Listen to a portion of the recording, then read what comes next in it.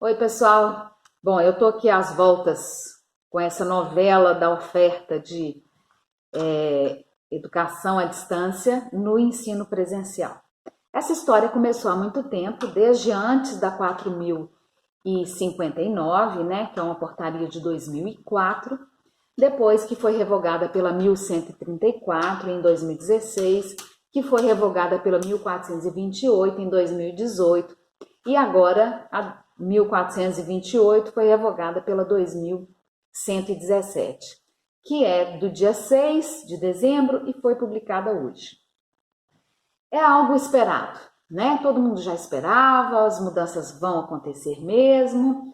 E o ensino híbrido é uma tendência, né? Acontece no mundo todo e é o que a gente precisa fazer realmente, né? Porque nós temos que fazer essa mescla aí entre o que é presencial e o que é à distância, e isso é uma utilização de uma metodologia, né? De uma forma de fazer, né? De um jeito de fazer, e que é muito importante hoje com essa questão da dificuldade em captar alunos, principalmente os alunos noturnos, né? De cursos noturnos, que trabalham o dia todo e realmente precisam fazer um tipo de educação que não seja tão aulista, né? Não tanto sala de aula. Então, tudo isso é muito bom e a gente precisa mesmo caminhar para isso. As instituições precisam mesmo fazer isso e mudar os seus projetos pedagógicos nesse sentido. Muito bem, então eu estudei hoje isso tudo, né, a legislação toda, e anotei aqui alguns pontos importantes que nós precisamos conversar. Primeiramente é a questão da modalidade. A educação no Brasil prevê duas modalidades, uma modalidade presencial e uma é a modalidade EAD. Tá? Então, esta portaria trata da modalidade presencial, embora ela fale em modalidade EAD, né? Mas não é uma modalidade, na verdade, é o ensino presencial e no ensino presencial há a possibilidade da oferta de 40% EAD no ensino presencial, mas é importante definir isso, né, que a modalidade é presencial, não é modalidade EAD, embora a portaria diga isso em alguns lugares, tá? Uma outra coisa que é importante a gente dizer e que mudou é que essa oferta de 40% ela não é possível nos cursos de medicina, o que melhorou, porque a portaria anterior ela impedia isso em todos os cursos da área de saúde e também nas engenharias. Uma outra coisa que mudou e já vem mudando desde antes dessa última portaria é a questão dessa oferta ser permitida aos cursos reconhecidos. No começo era só cursos reconhecidos que poderiam fazer uma oferta de 20% nos cursos de graduação presenciais. Depois mudou para toda instituição que tivesse pelo menos um curso reconhecido poderia ofertar 20% nos seus cursos de EAD. E agora, com essa nova portaria, acabou isso, né? Acabou, não mais. Qualquer curso pode ofertar os 40% EAD, com exceção da medicina, né? Mesmo os cursos que estão sendo pedidos agora. Ou seja, a instituição pode pedir autorização de um curso e já pedir com os 40% de EAD. Então, essa é uma grande mudança também. Um outro artigo que eu queria comentar, na verdade, ele é um inciso do artigo 2º, é que eles dizem que as atividades extracurriculares podem contar, né, a utilização para contar os 40%, nesse cômputo dos 40%. Eu acho que aqui há um equívoco e a gente precisa esclarecer isso. Uma coisa são atividades extracurriculares, outra coisa são componentes curriculares. E talvez tenha sido essa a intenção de componentes curriculares. Por que eu penso que talvez tenha sido essa a intenção? porque nós estamos falando de 40% da carga horária do curso. Então, a atividade extracurricular, ela não tem necessariamente que estar na carga horária do curso. Componente curricular é diferente. O que é componente curricular? Tudo que compõe a matriz curricular é componente curricular. Disciplina é componente curricular. Atividades complementares é componente curricular. TCC, estágio, extensão, né? Agora nós temos também uma obrigatoriedade aí de 10% de extensão. Agora não, isso já é mais antigo, né? Mas as instituições têm aí um prazo chegando para isso. Enfim, todas essas atividades são componentes curriculares, ou seja, compõem a matriz curricular. A atividade extracurricular é diferente, porque extracurricular pode ser, por exemplo, um estágio extracurricular que o aluno faz porque é interessante para ele, mas ele não necessariamente tem que estar dentro da matriz, tá? Então, é importante a gente diferenciar isso. Então, eu já disse, qualquer curso pode incluir os 40%. Até os cursos que estão sendo pedidos agora, estão sendo autorizados agora. No entanto, existe uma diferença para os reconhecidos e renovação de reconhecimento. Os que estão sendo pedidos agora, que serão autorizados, eles não têm dispensa de avaliação em loco, porque há previsão na legislação de dispensa de avaliação em loco em determinados casos. Mas, neste caso aqui, não há dispensa, tá? Bom, as universidades e centros universitários não precisam pedir, somente informar as séries, com exceção, obviamente, do direito, da odontologia, da psicologia, da enfermagem, não vou nem falar da medicina, porque a medicina não pode de jeito nenhum, que precisam passar por prévia manifestação da OAB e do Conselho Nacional de Saúde, tá? Bom, uma outra coisa importante que eu queria considerar é a questão dos 200 dias letivos, tá? É algo importante que é dito aqui no inciso 6º do artigo 1º, que o fato de terem 40% de EAD não desobriga a IES do cumprimento dos 200 dias letivos, conforme previsto no artigo 47 da LDB.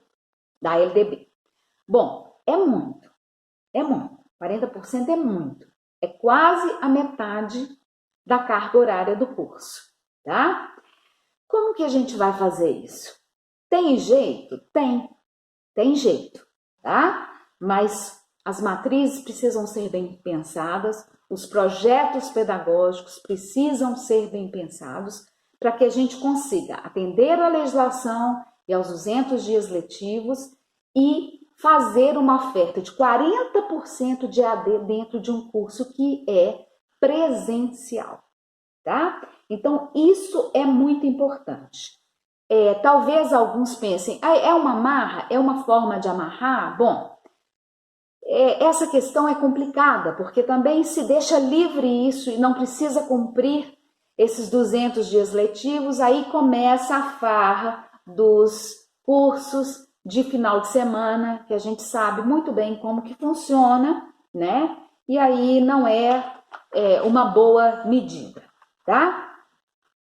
Outra questão, as atividades presenciais, elas têm, obviamente, que serem oferecidas no endereço de oferta do curso.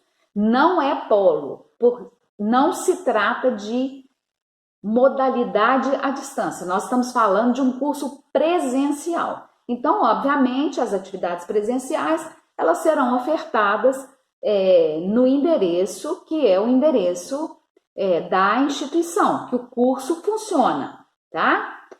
Isso é importante porque a gente precisa diferenciar. Modalidade EAD é uma coisa, ensino à distância é outra coisa. São dois conceitos diferentes. Então, isso quer dizer que as atividades EAD, elas podem ser fora do endereço. Mas, lembrando que a gente tem que organizar isso bem organizado no nosso projeto pedagógico. Por quê? Porque é quase metade do curso. E os 200 dias letivos? Como é que nós vamos trabalhar isso? Certo? O PPC, é algo que eu queria dizer também, ele deve detalhar como que a carga horária será integralizada, inclusive nos planos de ensino, com a descrição de todas as atividades. Então é o seguinte, como que a gente vai fazer, como que será ofertado, qual que é a metodologia, tudo detalhado, como é que será avaliado, tudo detalhado nos planos de ensino. Mais para frente, nós vamos fazer um vídeo sobre EAD especificamente, é aí que envolve custos, forma de fazer, possibilidades, inovação. Nós precisamos conversar um pouco mais sobre isso, tá? Com relação à portaria, especificamente, um outro assunto que a gente precisa discutir é o seguinte, os alunos que estão cursando, caso o curso inclua os 40% e os alunos estão no andamento, e aí não tem no edital, que a portaria prevê, que tem que prever tudo antes, informar bem o aluno, essa é uma questão complicada, porque se você tem um aluno cursando um curso, por exemplo, de administração, esse aluno está no terceiro período, eu modifico o PPC esse semestre, colocando os 40% de AD. É importante dizer o seguinte, esses 40% que vão ser colocados, não significa que eu vou pegar todas as disciplinas e dar 60% presencial e 40% EAD. Não é assim que funciona, né? A legislação não diz que você tem que fazer isso. Você pode, inclusive, ofertar algumas disciplinas totalmente EAD, o que não é o que nós indicamos, tá? Não é o mais indicado nesse caso, e trabalhar uma forma híbrida em algumas disciplinas de forma que você consiga atingir os 40% ou até 40%, e também não tem que ser 40%, pode ser 35%, 36%, enfim, né? Precisa ser feito de uma forma bem pensada para que seja atrativo, porque isso é interessante, porque aqui nós temos um problema, né? Que é o problema do aluno que iniciou. Será que esse aluno vai querer, né, um aluno que comprou um curso que é 100% presencial, ele vai querer que esse curso seja 40% EAD? E o preconceito que às vezes ele tem, né? Alguns não têm, outros têm, mas por que será que existe esse preconceito? Não é porque essa EAD é feita de uma forma que não agrada? Será possível que a gente não pode fazer uma EAD de uma forma mais agradável e realmente significativa para o aluno? Nós podemos fazer sim, né? E nós sabemos como fazer, tá? Então, isso é uma coisa muito importante. Por quê? Se a gente for pensar em mudar todos os projetos pedagógicos e considerar a turma que o aluno está, ele só pode pegar essa mudança para frente, nós teríamos que ter várias matrizes, né? O que eu indico muitas vezes é o seguinte, eu detesto mudar matriz no meio de caminho de aluno, né? Eu não vou dizer que não pode, eu vou dizer que não deve, né? Se eu pudesse optar, eu não mudaria. Por quê? Por que não deve? O aluno que está antigo, ele vem na sua matriz antiga. O novo, ele começa no seu projeto novo. É muito melhor para a instituição. Isso evita uma série de questões, inclusive algumas demandas que são discussões judiciais e uma série de outras coisas, tá? Então, assim, às vezes é um risco muito grande e uma amolação muito grande, para o registro acadêmico também ser complicado. Então, tudo isso precisa ser pensado na hora que a gente vai fazer uma modificação de matriz curricular, de projeto pedagógico, em função dessa nova legislação, tá? Bom, uma outra questão que eles falam é que o EMEC vai ter que se adaptar em 60 dias. O velho e bom EMEC, né? A gente pensa o seguinte, tudo que tem de novo, que já é antigo, né? Nem novo é mais, na legislação, o EMEC não adaptou, não absorveu essas mudanças. Então, continua o mesmo. Será que agora, enfim, o EMEC vai mudar? né? E mudar em 60 dias. Então é algo que a gente precisa ficar de olho. Uma outra questão, e aí uma questão muito importante, são as exigências. A exigência anterior da portaria 1428, ela quase que inviabilizava a questão de transformar os cursos que tinham 20% EAD e subir isso para 40%. Isso era quase inviável, tá? Por quê? Porque as exigências eram muito grandes. Primeiro que a IES tinha que ser credenciada presencial e EAD. Bom, isso aí tudo bem, porque hoje em dia todo mundo quer credenciar EAD mesmo e as instituições estão buscando isso. Mas o mais interessante é que as instituições deveriam possuir um curso de graduação na modalidade EAD com mesma denominação e grau de um curso de graduação presencial reconhecido. Quer dizer, qual que é a possibilidade da instituição ter isso? É possível? Até é, em casos especiais, por exemplo, se você vai ter uma escola de negócio, aí você tem um curso Prime para um público diferente, e aí você tem um curso noturno, né, presencial para um outro tipo de público, sim, não é impossível, mas é muito difícil num contexto, né, que as instituições estão custando a dar conta, né, de formar muitas vezes uma turma de determinados cursos. Então, isso é muito difícil. E, além de tudo, os cursos teriam que ser reconhecidos com conceito igual ou superior a 4. Tudo isso caiu. Todas essas exigências, né, de ter um curso presencial igual ao curso EAD com a mesma denominação e grau, de ter esse conceito igual ou superior a 4, isso tudo caiu. Isso tudo caiu por terra. O que a gente tem que ter hoje é um conceito 3 e a exigência, assim, facilitou muito. A portaria anterior era muito dura nesse sentido, tá? Então, isso é algo importante. Bom, eu aqui com a minha colinha, né, porque eu não posso esquecer de falar nada. Com a nova portaria, para autorização, somente a nota 3, como nós falamos. E mesmo assim, alguns indicadores específicos. Caso queiram mudar o processo de autorização, essa mudança tem que acontecer antes da visita em loco. Agora, eu não sei como que a gente vai conseguir mudar isso, porque como eu falei do EMEC, o EMEC tem que ter essa funcionalidade, essa possibilidade dessa mudança. Então, a gente vai ter que aguardar para ver como que isso vai ser feito, tá? Bom, para o reconhecimento e renovação do reconhecimento, a exigência é a mesma, nota 3 em alguns indicadores. E como é que vai ser feito? Todo mundo pode mudar, fazer as mudanças que quiser.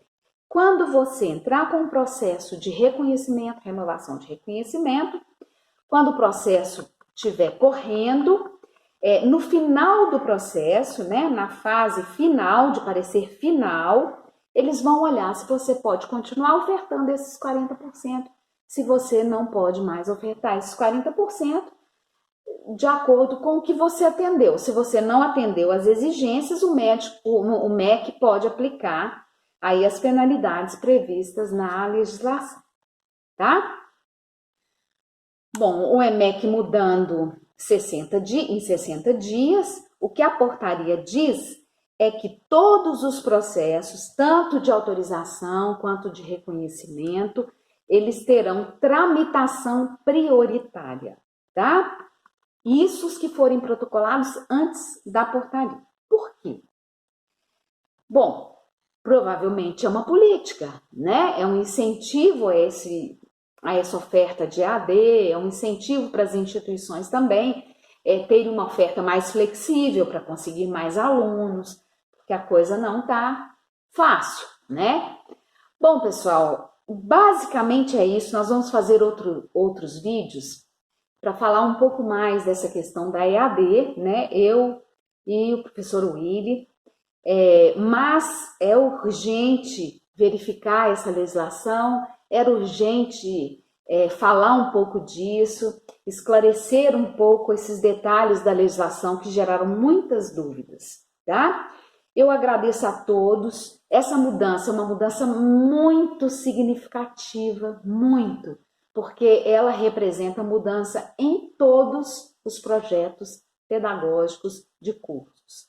É obrigatório? Não, não é obrigatório. É para quem quiser. Agora, as instituições devem caminhar por aí, tá? Porque é uma questão primordial para que elas tenham alunos no futuro, tá? Por essa razão, é tão importante acompanhar a legislação. Cuidado com as informações e documentos desatualizados, né, que são enviados a todo momento às instituições. Toda hora eu recebo alguma pérola aqui, que a gente não sabe nem de onde saiu, né? Esse assunto é um assunto muito importante, muda muita coisa, tá? E o Legisla está à disposição das instituições, é uma fonte segura de informação, atualizada, completa, né? E a carta consulta também está à disposição para trabalhar de forma participativa, como é de praxe, né? Como a carta consulta sempre faz, adequada, inovadora no desenvolvimento dos projetos pedagógicos de curso. Um grande abraço para todos. Nós tivemos uma legislação aí importante agora no fim do ano.